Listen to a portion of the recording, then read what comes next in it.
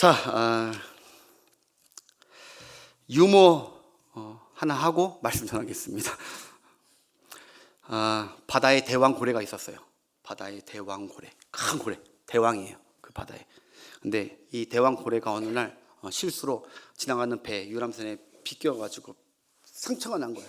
그래서 스크래치 나가지고 피가 쫙 많이 흘리게 됐어요. 그래서 피를 너무 많이 흘리니까 이 고래가 결국 죽게 되는 거예요. 막 죽어가는 거예요. 그러니까 그 바다에 살던 그 고래를 좋아했던 그 자기 왕으로 섬겼던 그 많은 물고기들이 그 고래를 살리기 위해서 앞다퉈서 헌혈을 했어요. 헌혈. 헌혈. 피 많이 흘리니까 살려야 되니까 헌혈을 막 서로 막 피레미드 다 왔어. 막 헌혈을 하는데, 그런데 여러분 얼마 전에 강에서 건너온 붕어 가지고 있어서 붕어.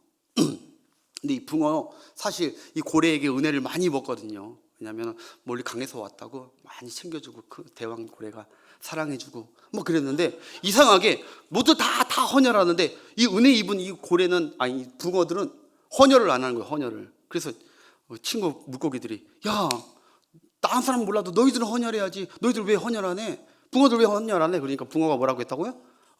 나 사실 붕어 아니야. 나 붕어빵이야. 나 붕어빵에 피 없어. 붕어빵에 팥밖에 없어.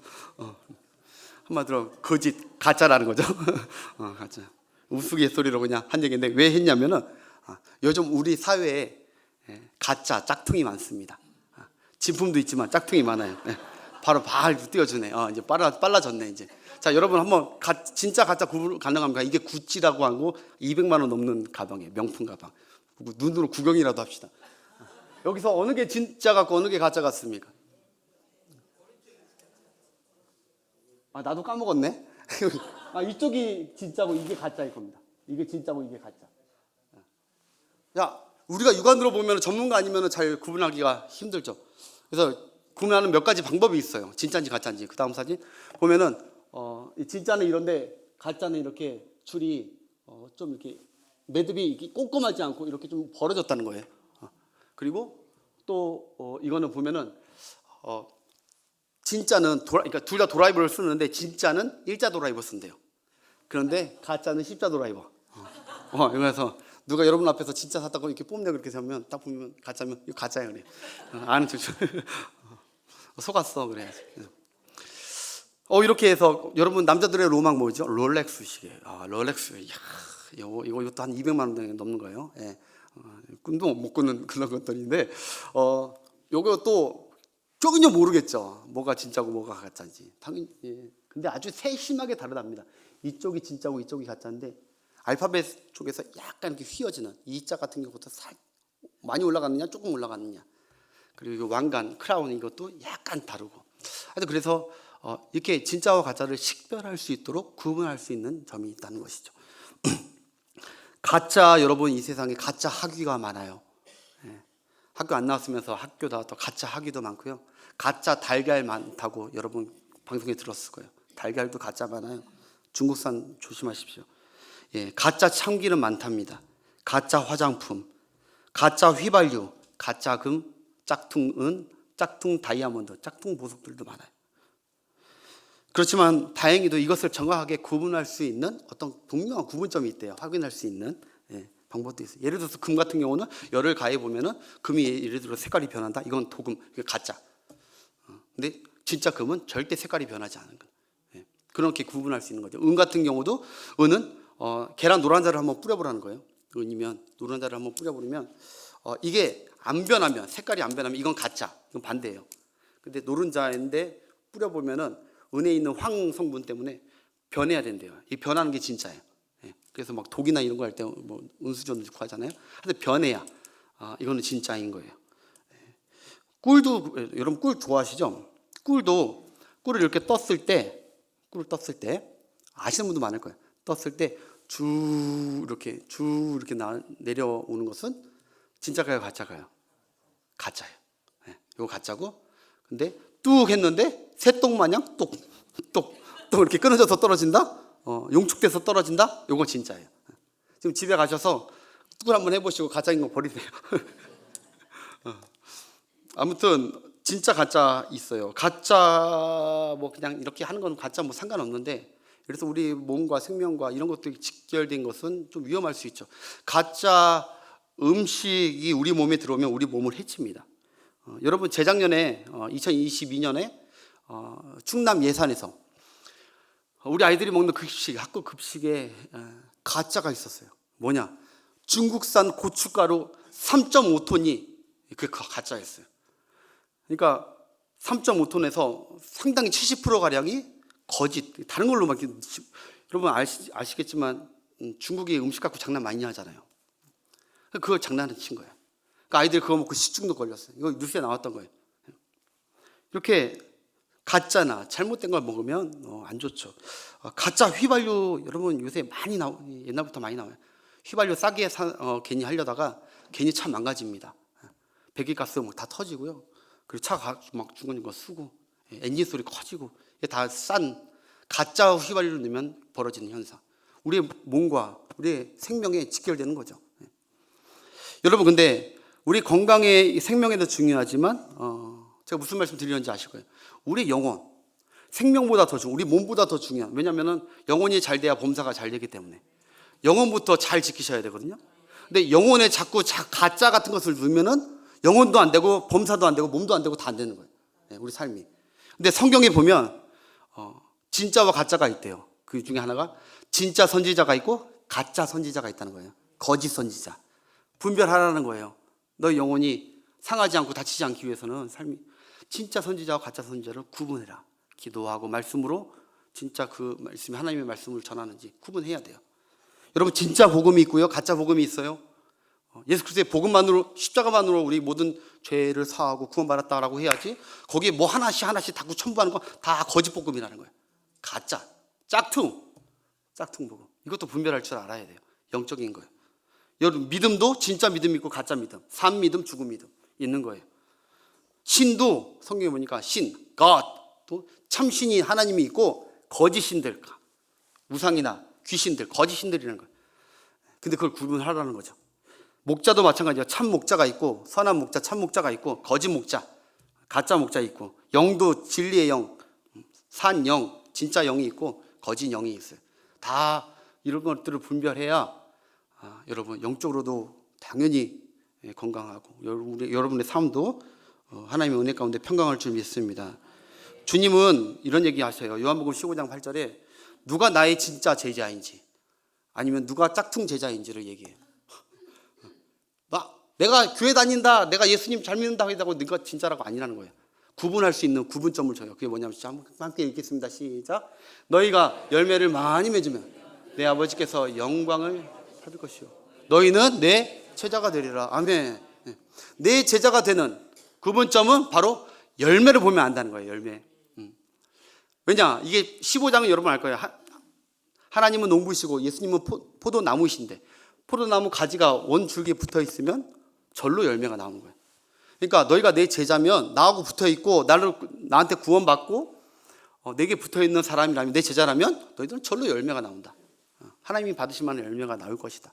물론 한꺼번에 확 나오지 않고 천천히 나오죠. 이게 성화 과정이 변화되고 열매가 하나님께서 들려질 열매들이 있어. 그런데 나는 아무리 예수 믿는다 해도 삶 가운데 하나님 받으실 만한 열매가 전혀 없어. 헌신도 없고 전혀 없어. 그러면서 나는 주님과 가까이 붙어 있다라고 할 수 없다는 거예요. 그거 짝퉁이야, 그거 짝퉁. 스스로 속고 있구나. 짝퉁, 거짓, 가짜. 할렐루야. 그래서 나를 통해 너희에게 하나님께서는 열매를 기대하세요. 잎이 풍성한 것보다 하나님은 삶 가운데 열매가 있길 원해요. 세상 사람들은 화려한 꽃을 기대해요. 화려한 꽃을 원해요. 그러나 하나님은 열매를 원해요. 열매. 다 같이 아멘 할 때까지 기다려야 돼요. 그래서 무슨 열매를 원할까요? 그게 갈라디아서 5장 22절부터 나오죠. 우리가 잘 아는 성령의 9가지 열매. 시작.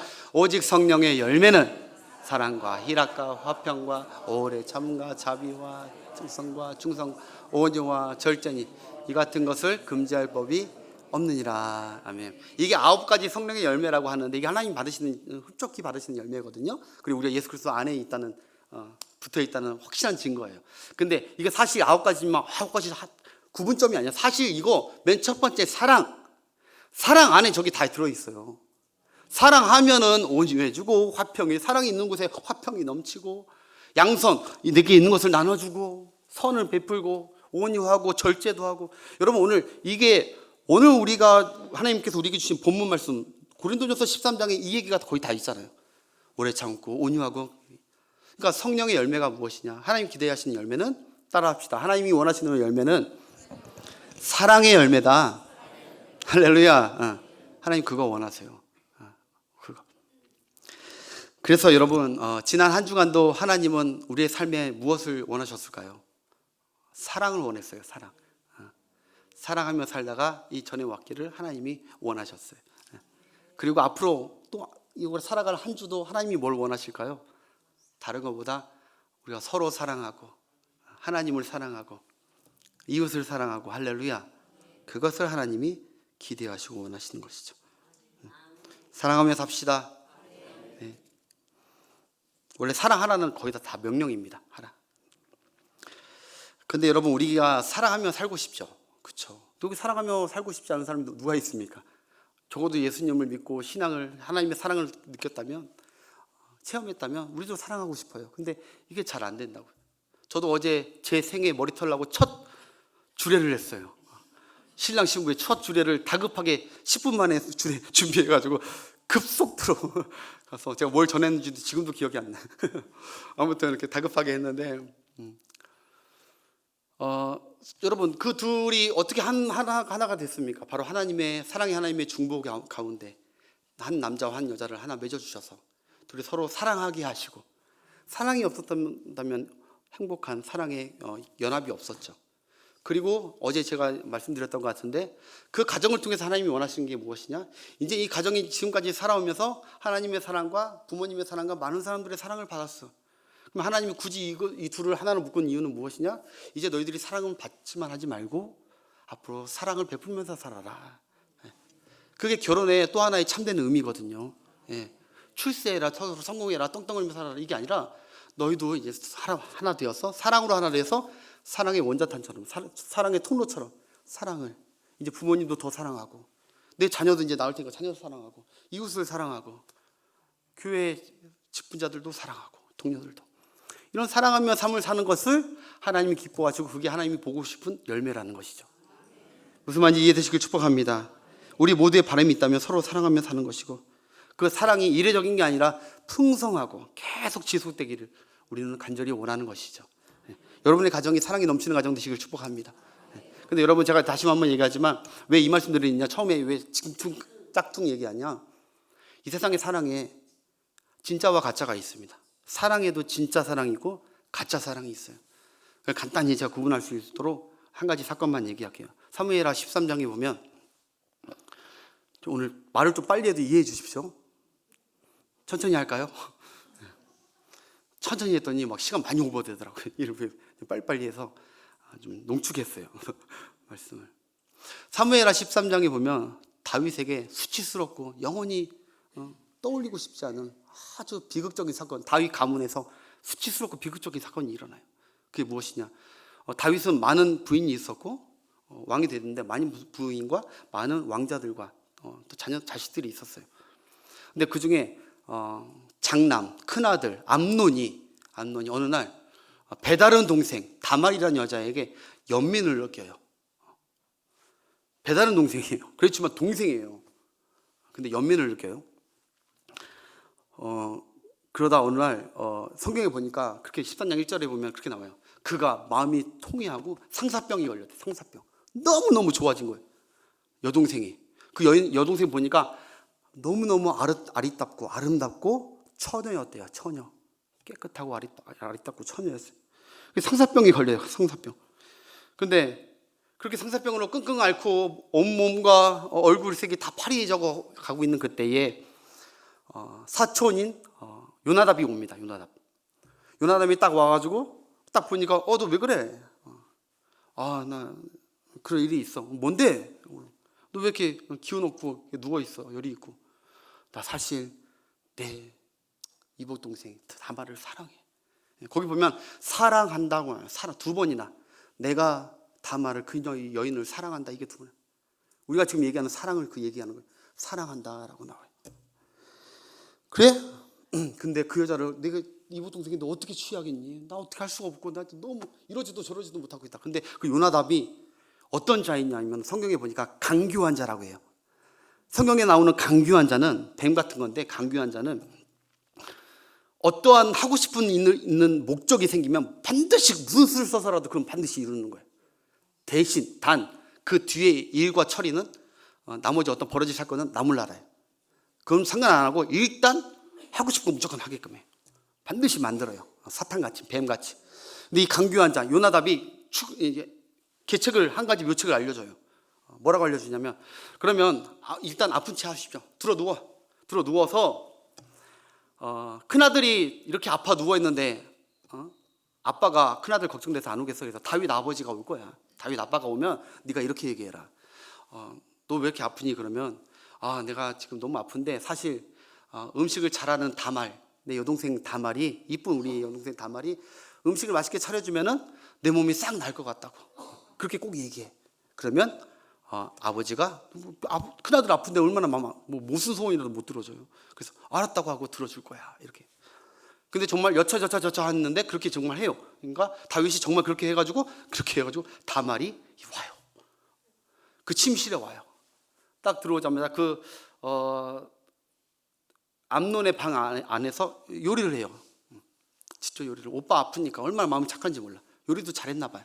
그래서 요리를 막 그래서 과자를 이렇게 과자를 그래가지고 오빠 먹으세요, 와서 드세요 했는데 성경에 보니까 아니 나도 못 나가니까 네가 여기 침대 여기까지 와가지고 나 좀 떠먹여줘. 이미 암논은 그때 벌거벗고 있었어요. 그러니까 다말이 그 속도 모르고 너무너무 착하니까 오빠가 뭐 별일 있겠어 해서 오빠를 사랑하는 마음에 이렇게 떠주는 그 찰나에 암논이 그 여인을 덮칩니다. 그래서 그 여인을 범합니다.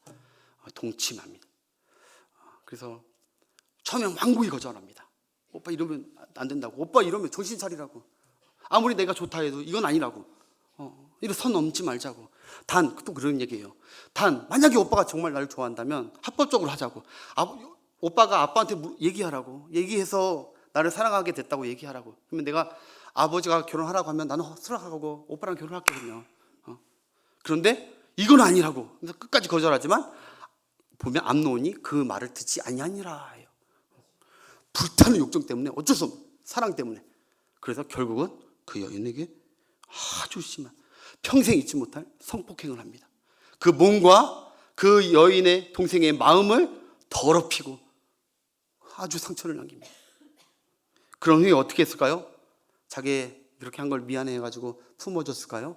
이건 한번 보기를 원해요. 사무엘하 13장 15절 한번 띄워주세요. 그 다음에 암논이 바로 어떻게 했는지 그리고 암논이 그를 심히 미워하니요. 방금 전까지는 너무너무 불타는 사랑이었는데 심히 미워하니. 이제 미워하는 마음이 전에 사랑하던 마음보다 더하니라. 불타는 게 더한 거예요. 미움이. 암논이 그에게 이르되 일어나 가라. 그 다음에 쭉 읽어보면요, 막 무지장으로 막 끌고 나가는 것 같이 시녀도 불러놔서 이 계집아이 좀 치우라고 합니다. 자기 여동생에게. 한순간에 달라져. 여러분, 사랑이라고 해서 우리가 사랑 얘기하지만 사랑이라고 해서 다 같은 사랑이 아니에요. 우리 한글 같은 경우는 사랑 그러면 우리가 한 가지 뜻밖에 없지만 한 가지 말고 한 가지 뜻. 사랑 뭐 다 좋은 거지 라고 하지만 세상에 있는 모든 사랑이 다 좋은 게 아니에요. 헬라어, 신약 성경을 쓴 헬라어에서는, 그리스어에서는 사랑이란 건 하나가 아닙니다. 네 가지를 얘기해요. 항상 사랑을 쓸 때 네 가지 사랑을 그 중에서 골라서 쓰는 거예요. 근데 그 네 가지 사랑이 이런 거예요. 첫 번째 에로스 사랑이에요. 이건 남녀 간의 사랑. 두 번째가 필리아 사랑. 이거는 형제 간의 사랑. 그리고 친구 간의 사랑. 의리를 지키는 사랑. 그리고 세 번째가 밑에 거부터 올릴게요.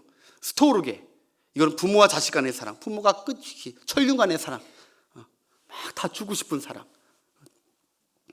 무조건 내 편으로 막 내가 네 편이다 해주는 그 사랑. 마지막 아가페 사랑은, 이 사랑은 절대적인 사랑이에요. 근데 이 아가페 사랑만 유일하게 하나님과 예수님의 사랑할 때 여기 아가페 이 사랑을 써요.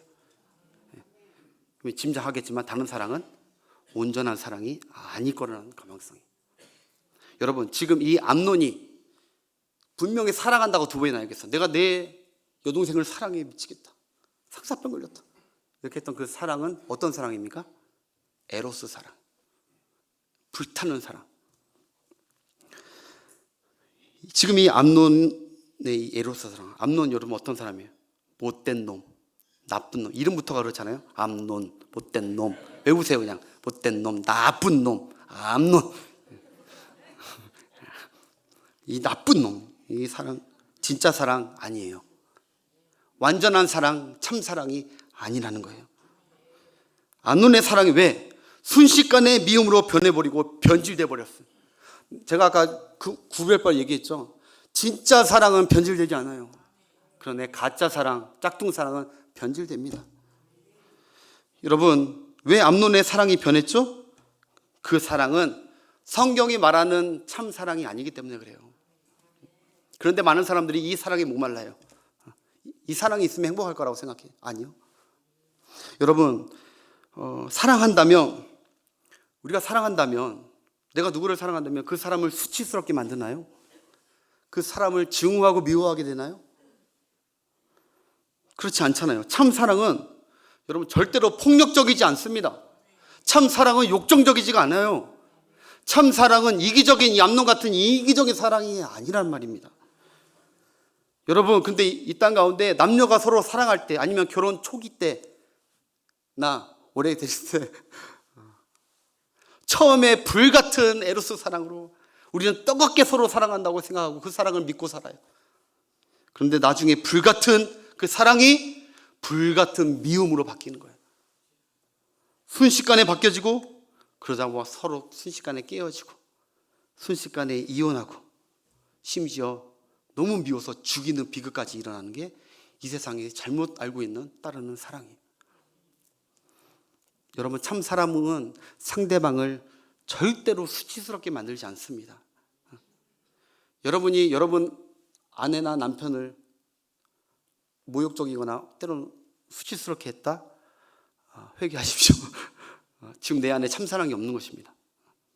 참사랑이라면 절대로 수치스럽게 안 합니다. 오히려 내가 대신 수치를 겪고요, 내가 대신 그 수치를 자청합니다. 네가 아파하지 말고, 네가 부끄러워, 내가 담당할게. 이렇게 내가 차라리 대신 폭력을 당하고, 내가 차라리 부끄러움을 당해요. 여러분, 부모가 자식을 사랑하는 사랑 중에 이런 사랑이 있잖아요. 자식이 사고 치고 뭐 해가지고 학교로 불려가든지 아니면 경찰서에 끌려가든지, 그럴 때 내 자식 때문에 수치스럽더라도 그 앞에 가서 무릎 꿇는 거예요. 그걸 싹싹 비는 거예요. 내 자식 잘못, 내가 잘못 키운 내 잘못이라고 하면서 싹싹 비면서 눈물, 닭 같은 눈물 흘리면서 그 꼬만 아이 하더라도, 맞은 아이 앞이라도 수치스럽더라도 하는 거예요. 그게 참사랑이에요. 참사랑을 보여주신 분이 계시죠. 바로 우리 구주 예수 그리스도이십니다. 참사랑이 무엇인지, 나를 사랑하셔서 나 대신 수치와 모욕과 폭행과 침뱉음과 그리고 죽임까지 당하신 참사랑. 우리에게 수치를 넘겨준 것이 아니라 수치를 스스로 덮어 씌우시고 우리의 수치는 가려 주신 예수님의 십자가 사랑이 참 사랑이고 참 용서인 줄 믿습니다. 여러분, 그래서 오늘 고린도전서 13장 7절에 보면 이렇게 시작해요. 7절, 고린도전서 13장 7절에 이렇게 한번 처음 부분 뭐라고 시작하면 모든 것을 참으며 이렇게 시작해요. 사랑은 모든 것을 참는데요. 근데 모든 것을 참고 인내한다, 이게 이렇게 오해하는데 사실 번역상으로 조금 아쉬움이 있어요. 참는다가 이런 인내가 아니라, 이거 원어적으로 스테게인데 이게 바로 모든 걸 덮고 숨겨준다예요. 사랑은 모든 것을 덮어주고 숨겨준다. 이처럼 성경의 참사랑은 세상의 어떤 보자기보다 넓고, 그래서 그 어떤 추악한 것도 덮어줄 수 있는 것이 성경이 말하는 참사랑입니다. 그래서 성령 충만한 사람들이, 스데반이나 다른 사람들이 했던 그 사랑이 그거예요. 나를 모욕하고 뭘 해도 다 덮어줘. 그 예수님이 보여주셨기 때문에, 예수님의 영이 충만한 사람. 잠언서 10장 12절 한번 보겠습니다. 함께 시작. 사랑은 모든 허물을 가리우니라. 이것도 똑같은 말이에요. 가려줘. 사랑은 부모님 같이. 여러분 자식 흉 들추는 부모가 어디 있습니까? 말 못할 마음으로 내가 다 덮어주고 비밀리에 남편 몰래 처리해주고 남편도 알면 안 돼. 다 덮어주려고 가려주려고 들추지 않고. 예수님이 이 땅에서 만난 모든 죄인들의 죄와 허물을 덮어주셨습니다. 그리고 저와 여러분의 죄와 허물을 덮어주셨죠. 그게 참 사랑인데, 그런데 바리새인은, 똑같은 시대의 바리새인들은 허물을 덮어주지 않습니다. 죄인들의 허물을 막 들춥니다. 저 세리들, 저 불의한 자들, 기도할 때도 막 들춤. 사랑이 없는 자, 사랑이 있고 사랑이 없는 자의 차이점. 덮어주느냐, 들추느냐, 막 들추. 참 사랑은 상대방을 수치스럽게 만들지 않는데, 그 사람의 허물과 죄를 사랑 없는 자들은 동네방네 다 떠들고 다녀. 저 사람이 아주 흉을 보는 거다. 들춰내고 비방하고 욕하고 그럽니다. 그러나 참 사랑은 어떤 사랑이다? 덮어주는 사랑이다. 모든 것을. 그런 사랑, 하나님의 은혜로, 성령의 은혜로 하시는 여러분 되시길 축복합니다. 그럼 암논이 어떻게 됐을까요? 그 다음에 보면 이렇게 하고 끝나느냐? 아니요. 그 친오빠인 셋째 아들 압살롬이 다말이 이렇게 더럽힘을 당하고 모욕을 당했던 것을 알고 아버지의 처신을 기다려요. 아버지가 하겠지. 근데 그다음 보니까 아버지가 분노하니라. 다윗이 분노해요. 그 일. 그러다가 그 뒤에 아무 얘기도 안 해. 그냥 분노만 해. 그러니까 어떤 조치를 안 하니까 압살롬이 일을 갑니다. 복수를 얘기합니다. 그래서 2년 동안 잠잠히 있습니다. 2년 동안 잠잠히 있다가 드디어 때가 되는 그때 2년 후에 이스라엘은 양 잡는 날이라고 있어요. 축제의 날이에요. 양털을 깎는 날. 양털 깎는 날은 다 축제의 날이에요. 구약시대 때부터. 그래서 양털 깎는 날이 축제를 맞이해서 자기 형제를 축제 날이니까 형제들을 자기 집으로 다 초대해요. 아버지 허락받고 초대해요. 제가 지금 이렇게 빨리 해도 여러분 이해가 되시죠? 네. 재밌죠? 양털을 깎는 날에 초대를 하는데 무슨 뜻이겠어요? 정말 환영해서 초대하는 게 아니죠? 사랑이 아니죠? 그 중에 자기 원수, 자기 동생을 더럽힌, 죽이고 싶은 그 암논을 죽이려는 계략이에요. 그래서 암논에게 술을 일본말로 이빠이 먹입니다. 막 술 취하게. 그래가지고 암논이 술이 곤드레 취해가지고 잘 때 하인을 시켜가지고 목을 베 죽여. 자기 형을 죽여. 이복 형이라도 복수하는 것이죠. 그리고 나서 압살롬은, 그럼 나중에 13장 가서 다 읽어보세요. 시간이 빨리 끝내야 되니까. 나중에 압살롬은 그 길로, 그 이웃 나라로 그릴 땅으로 도망갑니다. 그리고 거기서 3년 동안 몰래 숨어 있어요. 3년 동안. 여러분, 여기서 하나 물어볼게요. 아까 에로스 사랑도 잘못됐다고 했어요. 이 오빠 압살롬이 이 한 행동은 동생을 사랑해서 한 행동이에요. 동생을 너무너무 사랑하기 때문에 동생의 억울함을 풀어주고 싶어서 동생의 복수를 하는 거예요. 이 사랑, 여러분 어떤 사랑이죠? 두 번째, 필리스 사랑, 필리오 사랑, 필리아 사랑. 형제와 친구를 사랑하면서 신의와 믿음을 지켜주는 그 사랑. 그런데 동생을 끔찍히 사랑하는 이 사랑도 참 사랑이에요? 아니에요? 하나님이 원하시는 사랑 아니죠. 우리의 삶을 망치는 사랑이죠. 이것도. 이 사랑을 너무 의지하면 안 돼. 살아가면서 너와 나는 의형제 맺었어.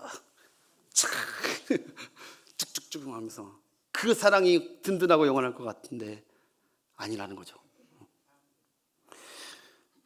여러분, 이렇게 사랑하다가 의리와 신이 이게 사랑으로 알고 믿고 있다가 이 땅에 수많은 사람들이 배신과 복수와 피로 가득해진 게 이 세상이거든요. 지금까지 역사상 이것으로 말미암아 또 이 나라와 우리나라, 당신 왕과 우리나라의 의리를 위해서 전쟁이 이렇게, 전쟁도 나는, 십자군 전쟁도 이런 의미에서도 나온 거예요. 여러분, 그거 아실 거예요. 베드로가 예수님이 잡혀갈 때 의리를 지키고 싶었어. 그래서 베드로가 감히 그 경비대원의 귀를 싹둑 잘라버려요. 예수님을 사랑하는 마음, 베드로 예수님을 사랑했습니다. 사랑하는 마음에 그 경비대의 귀를 쫙 잘라버리니까 예수님께서 뭐라고 하시죠? 야, 고맙다. 야, 고맙다. 너 의리 짱이다. 너 이제 날 사랑하는 줄 내가 이제 알겠다. 그렇게 하셨나요? 우리의 주님 그렇게 안 하셨어요. 칼을 사용하는 자는 칼로 망하니 칼을 칼집에 꽂아 넣으라. 잘못된 사랑이나 잘못된 의리적 열정이라는 거예요. 그거 충만해서는 안 된다는 거예요. 그것을 했다면 칼로 쓴 자는 칼로 망한다. 여러분, 정말 의리가 대단하고 사랑이, 예수님을 사랑했던 그 베드로, 예수님에 대한 의리가 대단했던 그 베드로 의리 지켰나요? 그날 바로 도망가 버립니다. 도망가 버리고 예수님을 저주하고 예수님을 부인하고 3번씩이나. 그 지킬 수 있는 사랑이 아니었죠. 그러나 제자 요한은 어땠습니까, 여러분? 베드로와 다르게 제자 요한은 예수님이 달리신 십자가 그 자리까지, 끝까지 죽임당하시는 그 자리까지 함께 갑니다. 요한은. 여러분, 참 사랑은 이런 거예요. 베드로 같은 사랑이 아니라 요한과 같이 부족하지만 참 사랑은 그 사람과 끝까지 함께 해주는 거. 그게 영광받는 길이든 고통받는 길이든 참 사랑은 요한과 같은 그런 사랑이죠. 예수님께서도 요한복음 15장에 친구를 위해서 자신의 몸을 주는, 목숨을 던지는 이 사랑보다 더 큰 사랑이 없다고 하면서 너희를 서로 친구끼리 서로 사랑해라. 그리고 참 그 큰 사랑이 무엇인지 예수님이 십자가에 보여주셨습니다. 제자요 친구인 제자들을 위해서 자신의 몸을 찢겨 주셨던 사랑. 자, 이게 필리오 사랑도 잘못했고, 마지막 한 가지만 더 얘기할게요. 여기 보니까 또 하나의 사랑이 나와요. 또 하나의 사랑. 바로 아버지 다윗의 사랑. 이건 사랑 중에 3번째, 바로 스토르게, 아까 얘기했던 부모와 자식 간의 사랑.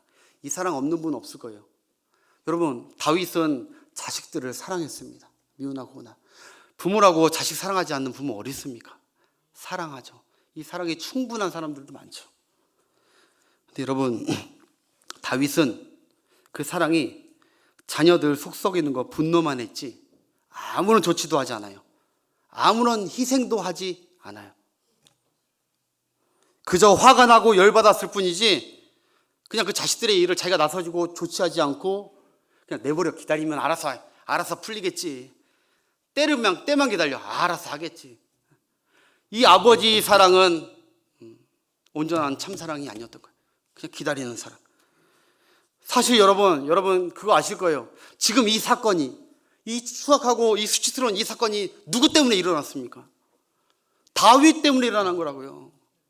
다윗이 밧세바를 통침하고 그 죄악을 저질렀을 때 하나님이 이 일을 예견하셨단 말입니다. 그럼 다윗이 이거를 모를 리가 없다고요.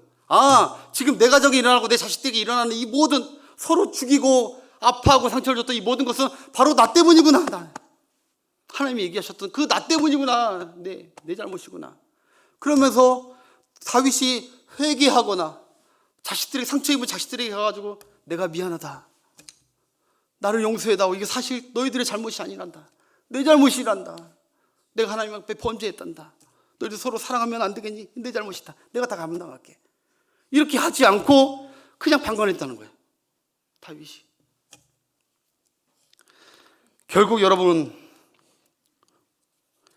다윗은 누구 하나 불러서, 지금 세 자녀 누구 하나 불러서 설득해주고 품어주고 감싸주고 그의 상처를 위해서 같이 눈물 흘려주지 않았어요. 아버지인데. 3년 후에 아들 압살롬이 옵니다. 요압이 데려와요. 그때 다윗이 어떻게 행동했을까요? 탕자의 아버지처럼 이렇게 했을까요? 이건 한번 봅시다. 사무엘하 14장 20, 함께 읽겠습니다. 시작.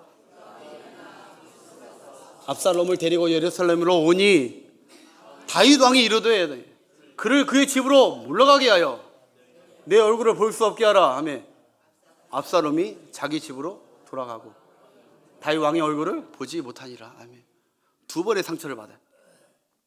아버지가 오면 그래도 용서하고 받아줄 줄 알았는데 너 얼굴 꼴도 보기 싫다 가라. 사랑 안 해서 그런 게 아니에요. 심각한 죄를 저질렀으니까 고치고 싶고 버릇 고치고 싶었던 것 같아요. 근데 여러분, 사랑은 그런 거 아니에요. 용서해주고 품어주고 할렐루야. 자기 자식이잖아요. 어떤 분들은 자식을 사랑한다면서 이놈 버릇 고쳐줘야 된다고, 너무 잘해만 주면 안 된다고 그러면서 아주 호되게 하는 사람들이 있어요. 사랑하면서 다 받아주고 참아주고 하면 안 된다고, 이런 분들이 있어요. 아니요, 여러분, 진짜 이 하나님의 아가페 사랑으로 참고 참으면요, 결국 그 아이는 변합니다. 변하게 해요. 사랑의 능력이 있어요. 근데 우리가 자꾸 그렇게 하는 얘기는 참다가 말다가 다시 왔다가 참다가 말다가, 나도 참을 만큼 참았어라는 그 말이 원래 사실 참지 않았다는 말이잖아요. 참을 만큼 참았어, 더 참아야지. 만큼을, 이미 참은 거 끝났다는 거예요. 참는 건 끝까지 가야죠. 압살롬이 결국 여러분 어떻게 됩니까? 이 마지막 결론, 압살롬이 자기 아버지 왕자와 자기 아버지 나라를 뺏어버리겠다고 칼을 들고 구테타를 일으킵니다. 그리고 결국엔 자기 아버지 다윗이 도망가니까 그 뒤를 쫓아서 아버지 목 베겠다고, 죽이겠다고, 이런 망할 상처, 아버지 죽이겠다고 따라와요. 그러다가 하나님의 진노와 심판으로 나무에 걸려서 목이 잘려 죽죠. 여러분, 다윗은 이 일 후에, 압살롬 죽은 후에 방성대국합니다. 압살롬, 내 아들 압살롬아, 죽었다는 소식에 차라리 내가 죽었더라면 얼마나, 만약에 다윗이 하나님 같은 이런 아가페 사랑이 있었다면 진작하시지. 이놈 난 내 아들 사랑해 하고 믿고 있다가 결국 이렇게 돼버려. 결국 많은 자식을 잃고 다윗은 비극으로 끝난 사건이 바로 사무엘하 13장 이 사건. 제가 무엇을 말씀드리고 싶으냐, 부모의 사랑도 완전하고 참 사랑이 아니라는 것입니다. 여기 있는 모든 부모님들 할렐루야, 아멘 합시다. 아멘. 여기 있는 모든 부모님들, 내가 베푸는 그 사랑 믿지 마십시오.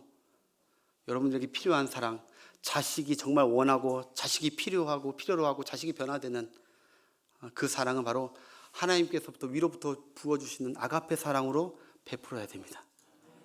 거기에 그 아이가 사랑의 아이, 존귀한 아이, 귀한 아이로 자라게 되는 것이죠. 아가페 사랑만이 참 사랑이라는 것이죠. 여러분, 어떤 죄인도 회개하면 용서해 주시고 용납해 주시는 하나님 아버지의 사랑, 다윗 아버지 사랑과 달라요. 우리 하나님은, 아가페 사랑은 언제든지 용서해 주시고 받아주시는 사랑. 하나님의 사랑은 가만히 있는 사랑이 아니에요. 다윗처럼 너희는 용서하고 나와 가만히 있어, 이렇게 기다리는 사랑이 아니었어요. 하나님의 사랑은 우리에게 다가오는 사랑, 먼저 주는 사랑. 할렐루야. 그래서 요한복음 3장 16절, 하나님이 세상을 이처럼 사랑하사 독생자를 주셨으니. 하나님은 주시는 사랑하세요. 뭘 받은 다음에 주는 게 아니라 먼저 주시는 사랑, 아버지 사랑. 자신을 희생하고 아낌없이 주는 아버지 사랑. 상처된 자를 싸매주시고 안아주시고 회복시켜주는 아버지 사랑. 여러분, 이 하나님, 이 사랑이 참 사랑인데, 이 사랑이 성경의 결론, 이 땅에 없답니다. 여러분 안에도 없어요. 우리가 아무리 이 사랑으로 살아야지, 아가페 사랑으로 살아야지 두 주먹 불 끄지고 결단하고 한다 해도 되지 않는다는 거예요. 그럼 이 사랑을 어떻게, 우리가 아무리 두 주먹 불 끄지고 하는 그 사랑은 결국 어떤 사랑이, 약간 얘기했듯이 필로이, 에로스, 스토르게, 이런 사랑밖에 못하는 거예요. 그러나 하나님은 너희에게 사랑을 부어주겠다는 거예요. 바로 성령 안에 이 사랑이 있는 거예요. 할렐루야. 그리고 성령의 은사를 얘기하면서 성령 안에 이 사랑을 얘기하는 거예요. 그 사랑을 딴 데서 찾지 말고 내 안에 계신 성령 안에서 하나님께 간구하십시오. 더욱 큰 은사를 사모하래. 그러면 그 무슨 은사 사모? 내 안에 성령께서 사랑으로 역사해 주시기를. 내가 하는 모든 것이나 말이나 행동, 모든 것에 사랑의 열매와 역사가 나타나서 내 삶이 하나님 받으시는 영광스러운 삶이고 하나님께 영광 돌릴 수 있도록, 여러분 성령 충만하여서 사랑의 사람으로 사시는 여러분 되시길 축복합니다. 오늘 본문만 읽을게요. 1절부터 3절 본문만 빨리. 여기 한번 잘 보십시오. 강조점이 뭐냐, 시작. 내가 사람의 방언과 천사의 말을 할지라도 사랑이 없으면 소리나는 울리는 꽹과리가 되고, 그 다음 내가 예언하는 능력이 있어 모든 비밀과 모든 지식을 알고 또 산을 옮길 만한 모든 믿음이 있다 할지라도 믿음 없는 사랑은 남을 죽이는 사랑이, 바리새인 사랑이 믿음 없는 사랑. 사랑 없는데 막 믿음만 충만해. 사 죽이는, 정죄하고 이건 맞다 틀리다 하고. 그다음 내게 있는 모든 것으로 구제하고 또 내 몸을 불사르게, 열정이 대단하다 하더라도 사랑이 없으면 그건 너무 위험한 거예요. 아까 그것처럼 우리 다윗의 가문처럼 열정이, 거기에 사랑이 참 사랑이 빠지면, 아가페 사랑이 빠지면 위험한 거예요. 파탄이 나는 거예요. 여기 가장 강조한 건 한 절마다 꼭 나오는 건 내가 사랑이 없으면, 내게 사랑이 없으면, 각 절마다. 여러분, 사랑이란 다른 사람이 사랑이 있느냐 없느냐가 중요한 것이 아닙니다. 다시 한번 얘기합니다. 사랑이란 다른 사람이 사랑이 있느냐 없느냐 그걸 주시하는 게 아니에요. 사랑이란, 성경이 사랑이란 내게 사랑이 있느냐 없느냐, 그게 중요하다는 거예요. 다른 사람이 사랑이 있느냐가 아니라, 다른 사람에게 너는 왜 사랑이 없냐라고 따지는 문제가 아니라는 거예요. 바로 내 남편에게 당신 왜 이렇게 나에 대한 사랑이 없어? 누구 사람들에게 목사님 왜 이렇게 사랑이 없으세요? 우리 교회는 왜 이렇게 사랑이 없어? 라고 다른 것을 사랑이 없다고 말할 그게 아니라는 거예요. 성경은 내게 사랑이 있느냐 없느냐를 물으라는 거예요. 다른 것에 대한 사랑을 얘기하기 전에 너 안에 지금 그 사랑이 있느냐라고 물어보라는 거예요. 내게 사랑이 없으면 아무것도 아니고 아무 소용없대요. 이 생각. 네가 무엇을 하든, 교사를 하든 주의 영광을 위해서 무엇을 하든, 거기 안에 선교를 하든 전도를 하든 사랑이 빠지면 아무것도 아니다.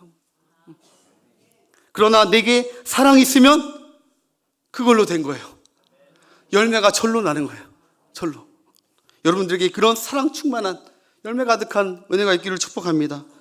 여러분, 죄송한 말씀이지만 꼭 보면 사랑 없는 사람일수록 이 세상에 왜 이렇게 사랑이 없어라고 얘기해요.